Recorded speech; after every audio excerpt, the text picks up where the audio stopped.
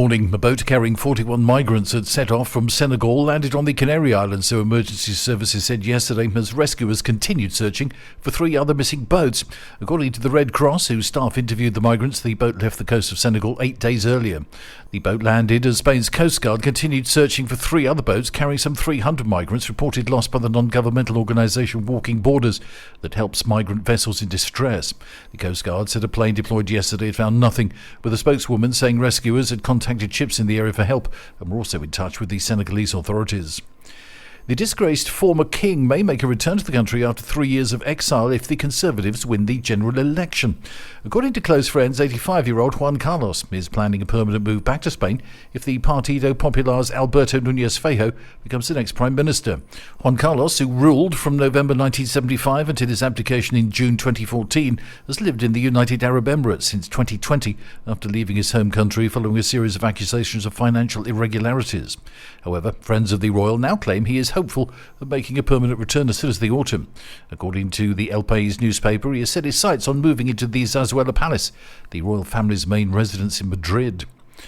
A water sports instructor found a man's body floating a mile off the coast of the Les Rotas beach in Denia on Wednesday afternoon. The local police, together with the Guardia Civil and the Maritime Rescue Service, set up a salvage operation. According to police sources, it could be a man dressed only in Bermuda shorts, which would rule out anyone related to illegal immigration. From the end of March to mid-June, several fishing boats found up to 7 bodies in the waters of Denia and Javia. Meanwhile, the tragic news of a 6-month-old baby discovered on Tuesday morning on a beach in Tarragona has shocked many.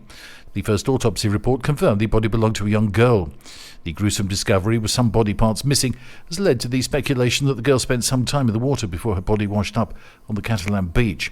Scientists are looking ahead to the DNA results in the hope that they can shed more light on the circumstances that led to the girl's presence at the location and the cause of her death.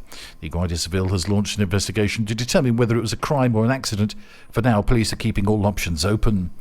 Weather agency AMET warns that the surface water of the sea is some 3 degrees above normal, and in the Cantabrian Sea along the north coast is 4 degrees higher.